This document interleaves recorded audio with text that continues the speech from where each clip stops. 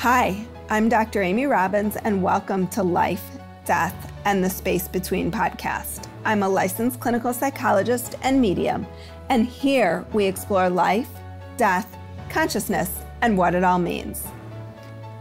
As a speech and language pathologist and life coach for more than 25 years, Tsgoyna Tanzman has coached thousands of people in the best brain practices for optimum performance.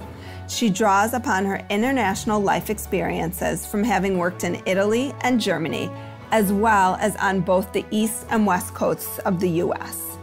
She recognizes that worldwide human beings share the same core needs: a purpose to wake up in the morning, to grow and contribute, and to create meaning in their lives. She's trained with legendary coaching gurus Tony Robbins, Dr. Dawson Church, Brooke, Castillo, and Mitch, and is a master practitioner of Neurolinguistic programming. She is also the author of best-selling book, Hope After Stroke for Caregivers and Survivors, the holistic guide to getting your life back. Welcome, Tsgoyna.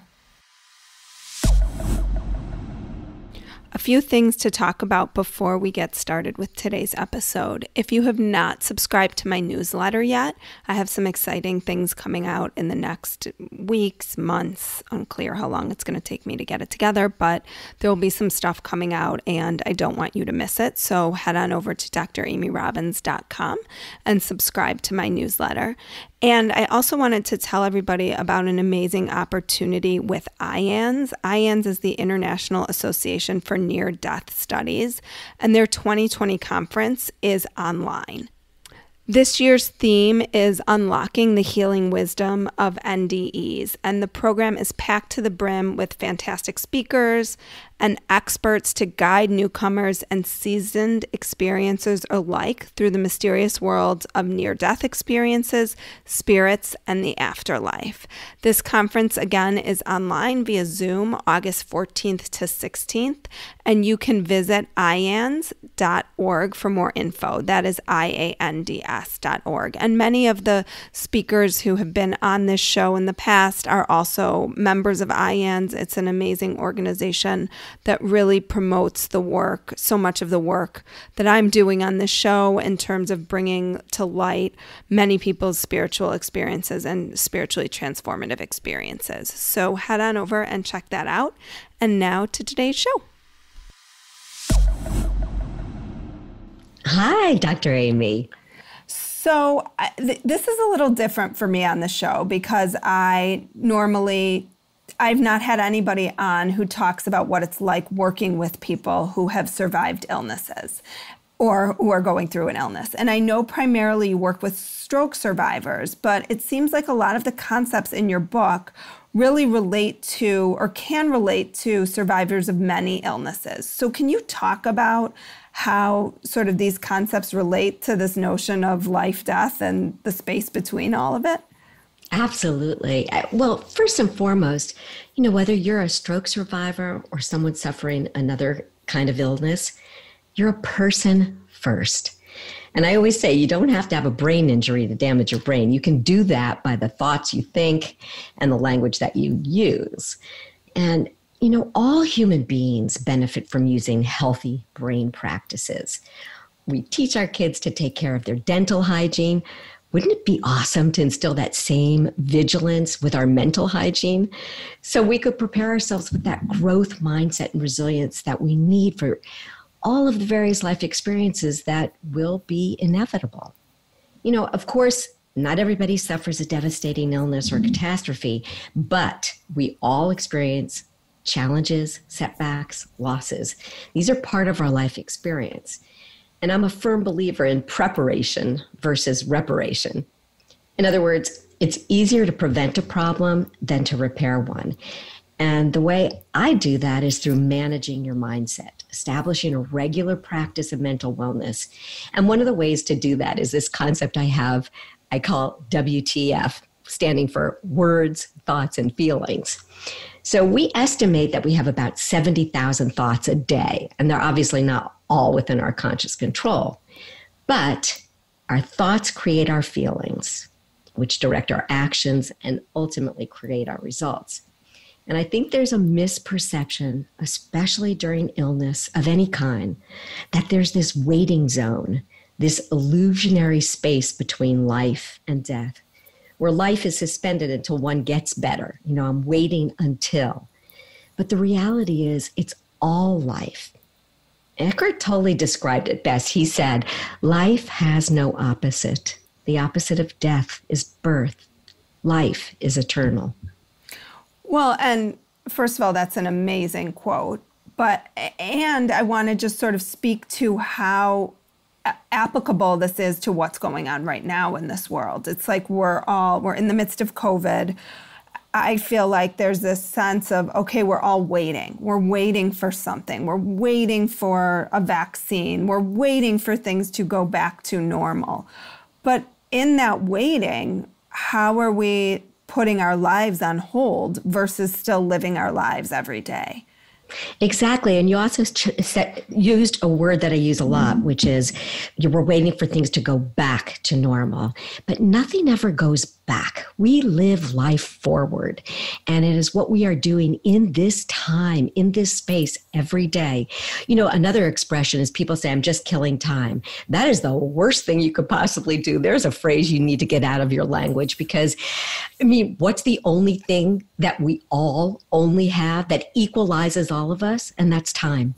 And to kill it, oh my God. Well, yeah, and to think about this notion of like when we're waiting or get back to normal, what are we even using as the barometers to describe that? Like, who's to say that was normal and this isn't? It's just different. It is different, and the reinvention that is possible during this period of time is extraordinary because we are on pause from what we normally, routinely, unconsciously did. And now we have this opportunity to be conscious, to be awake, to be alert, to be decisive, and to be intentional. And isn't that sort of what illnesses do to us ultimately? Like they really, and I'm sure you've seen this a lot pretty firsthand, is they really push us to face our mortality in a way that in everyday life we don't, and to think about what matters. So how do you see that in the work that you do? That's absolutely the case. You're 1,000% correct. And when we talk about this with patients whose life has been interrupted or put on a different path, it is all about taking a look at where we are and where we're going. And, where we've been informs us, but it doesn't dictate. And when we open our lens to the possibility of what else, what's next, what could be, we resource ourselves in a completely different way. As long as we stay with what has already happened. If you take it down to, sometimes I talk about this, you get a flat tire, right? And you're standing out there and you can look at that tire and you go, oh crap, this tire is flat. I'll never fix it. Well, at a certain point, if you want to move forward, you have to say the tire is flat. Now what? Well, I could get another tire. I could call somebody for help. And you start to move into this, I don't even want to say problem solving mode, but solution finding mode is really what you want to do. Is what is your ultimate outcome? Do you want to be stuck or do you want to move forward?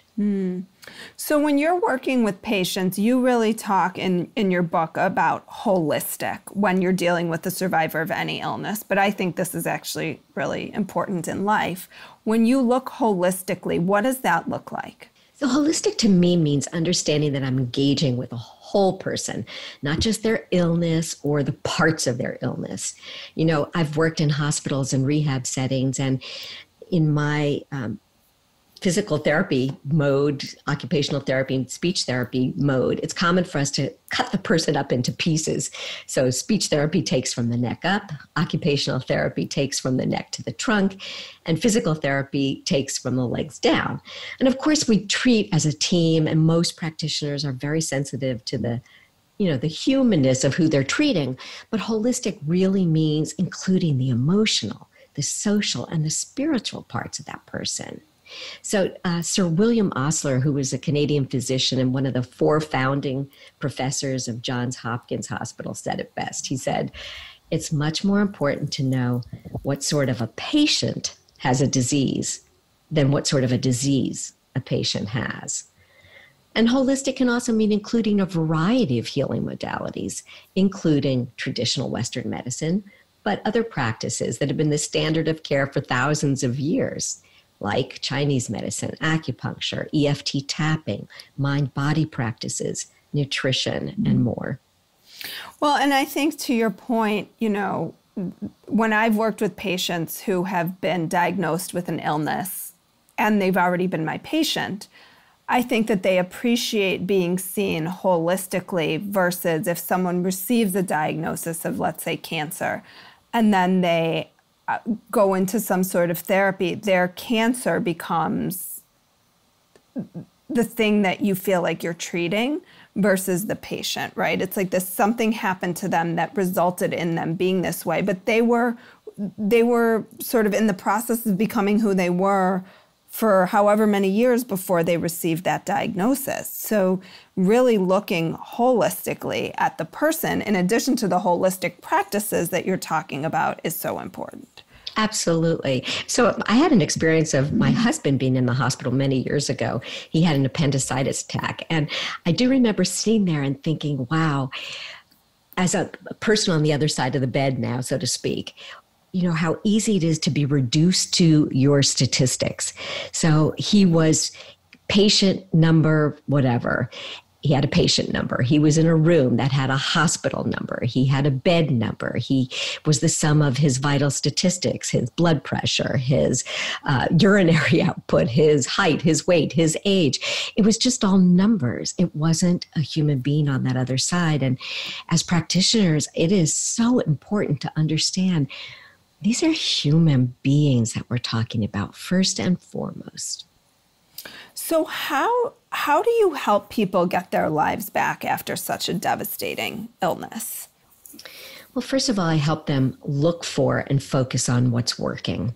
One of the activities I do with them sometimes to help sort of widen their lens, I'll get them to look around their room. I say to them, can you find 3 things that are blue in this room? So they'll look and they'll count 3 things. And then I said, well, how many red things did you count while you were looking for those things?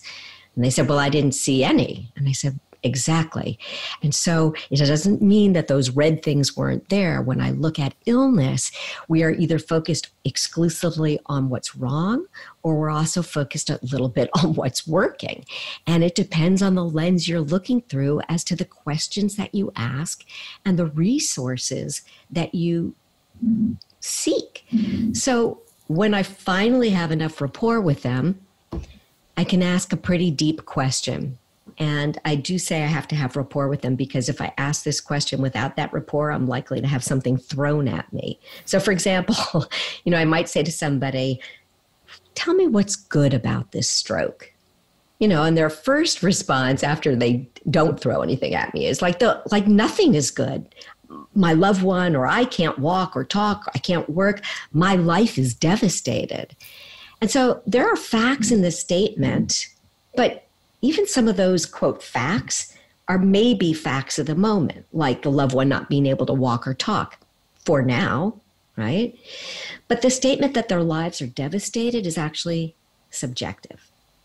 So do they have every reason and justification to feel that way? Of course they do. But the question is, what would they feel, or what would they do differently if they chose even a different word than devastated? What if they said, our lives are in flux and change? How would they go about the recovery and their daily life in a different way than if they presumed their life was devastated? And I love this notion of right now, right? Because it really puts into perspective, like, yes, things are bad in this moment, or feel bad in this moment. I'm not even going to say are bad, right? Because even that's subjective, but things feel bad in this moment, but this moment is not a permanent state. So how do you do, what types of things do you do to instill hope in people who feel hopeless in any illness, right? Because I think that there are absolutely periods of time, no matter what your diagnosis is or no matter what your life looks like. I mean, I think, again, right now, there are a lot of people who feel pretty hopeless about life in general. How do you instill a sense of hope? Right. Well, I think that hope truly is the fuel of recovery. Action is the vehicle, but I think the mindset that believes things can get better, even if that means finding acceptance and peace when circumstances don't change. That's a huge one. It takes people time to process acceptance.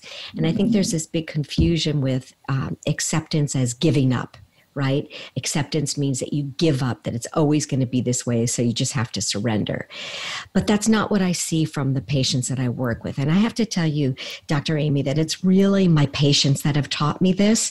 So it's not just me applying this. I haven't been there. I haven't done it. So what am I talking about kind of thing? Because I humbly understand that I haven't experienced what these people have.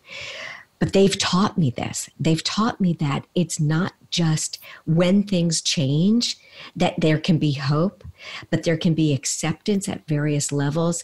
The idea that you can feel better now in the presence where everything isn't perfect, but can you feel better? Is there such a thing as a reason to get up in the morning, a purpose to give and to contribute? Those are the things that contribute to hope. And I have a little story, if it's okay to tell you. Absolutely. Okay, so I accompanied a woman and her husband to a doctor about 3 weeks after he had been home from the hospital after one of probably the most devastating strokes I'd ever seen. He was blind. He was mute when I first saw him, absolutely mute. And this was a man in his young 40s. Oh, wow. In his young 40s. He had 3 children, a wife. He had an important job, and now he was blind. He was mute. He could walk, but he just seemed to have no awareness of anything that was even going around. Now, by the time we went to the doctor, he did start to speak a little bit, but none of what he said made any sense. And his wife, as you can well imagine, was distraught. We went to the doctor, and she said to the doctor, "Is he going to get better?" And the doctor said, "Well, I don't want to give you any false hope. He's had a devastating stroke." And she said, "Well, why are we doing all these therapies then?" And he didn't really answer at that point. But when we left the doctor's office, I pulled her aside and I said, "Listen, the doctor was accurate in the fact that he's had a very severe stroke. He's got that diagnosis of the facts of right now." Again, we're back to right now. That's the facts of the moment. And Les Brown said this once, I heard him say, "Doctors have the diagnosis, God has the prognosis, and we don't know what will happen."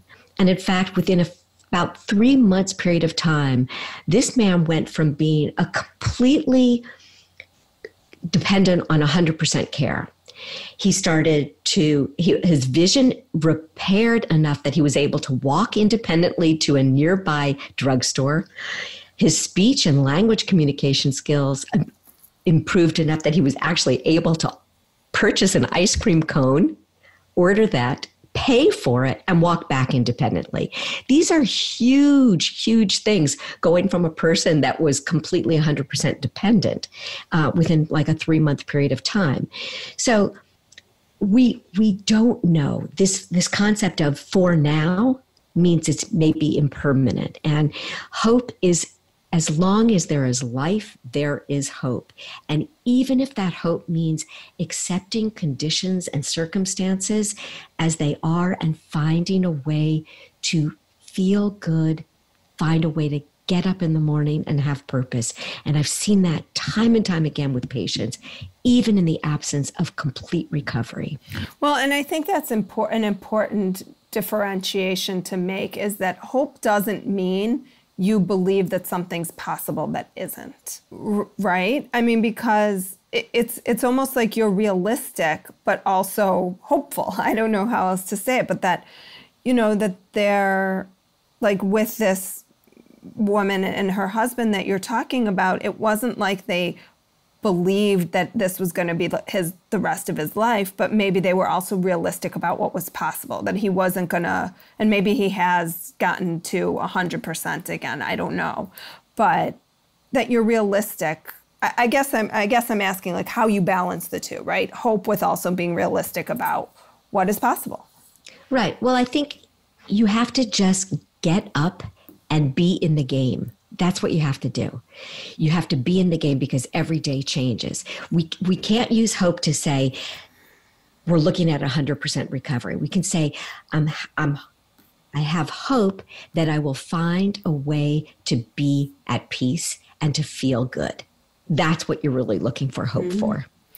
So can you speak to some of the brain exercises that you encourage patients to do when they're recovering, but also just in general, like these rituals and things that you talk about that are so useful? Right. I like to say we teach reading, writing, and arithmetic. There should be a fourth R, and that's rituals. And that's that daily practice of getting up and preparing yourself for the world. We wouldn't walk out into the world naked, and not preparing ourselves mentally is kind of like walking out into the world. If you think the first thing you should do in the morning is turn on your TV and watch the news or pick up your phone and check your social media, you're kind of allowing everybody else's opinion to possibly infiltrate your own mind. And I think it's important that we start a day with centering. With some mindfulness, some breathing, and some preparation. Now, it's kind of like, I like to call it warming the oven. So if you're about to make a cake, you can have the best ingredients in the world, but that cake is not going to rise unless you do what, Amy? You got to preheat the oven. You have to preheat the oven, and that's what it's like before you go out into your day. You have to attune yourself to a vibration that you want. And that is one of the ways is sitting down and writing a list of 3 things that you can be grateful for. And if you can't use that word grateful, you can use the word, what can I appreciate? What do I appreciate, or what can I appreciate? And the reason being is that helps you tune your vibration to look for more of the same. You know how when your day gets crappy, it keeps continuing to get crappy, but also when you start to look for something good, more good starts to happen. So how do you differentiate, I like this, between appreciate and grateful? Right. Well, I have to say that sometimes people are resistant to the word gratitude, especially in the presence of a lot of challenges. It's like, what do I have to be grateful for? Nothing. Everything is not working. But you could appreciate something. You could appreciate the fact that you can smell something good, that you've had a warm cup of coffee, that somebody held a door open for you, taking it down to the most minute level of really looking for what you could appreciate. Are you sitting in a house? Do you have clothes on? I mean, what could you really appreciate that if you didn't have? I mean, I appreciate my plumbing every day. My God, when your toilet goes out, all of a sudden you appreciate your plumber, don't you? But you don't get up and every day go, thank God my plumbing's working, until it doesn't work. So I think appreciation is easy to find. Well, and I like that too, an appreciation practice. I think you're right. People do get kind of hung up on gratitude as a concept, or sometimes I think it feels forced for people. But to your point, what is one thing that I can appreciate? It's a small shift, but it feels really different. Exactly. That's what I like about everything that I do in this book and in my teaching is these are simple practices that are not complicated. And we all know that simple doesn't mean easy, but it means that it's not complicated. And, we all want a simple answer, and then we're given one, and then people either dismiss it because It's too simple. We know it's simple to drink 8 glasses of water a day, but we also know it's not that easy. And so in my practices, I have people paying attention to that. Did I drink water? Did I breathe mindfully? Did I sleep well? Did I connect with community? Did I involve myself in some kind of contribution and growth? These are all parts of sacred pillars of well-being. And there was one thing else I was going to say about appreciation, and that is, it's not just airy-fairy anymore. There's tons of science around the benefits of appreciation and gratitude, right down to the brain specs, the MRIs that show positive changes in your brain when you are in a state of gratitude or appreciation. Well, and I think what your work certainly speaks to in my mind is this notion of the neuroplasticity of the brain and the ability for the brain to repair itself. I mean, you see this often, or to compensate, is how amazing. I mean, even as you're talking, I'm just thinking about how amazing the brain is in that way. Brain is incredibly neuroplastic. And so neuroplasticity simply means, if you had to break it down, is whatever you do repeatedly sets up a neural network in your brain.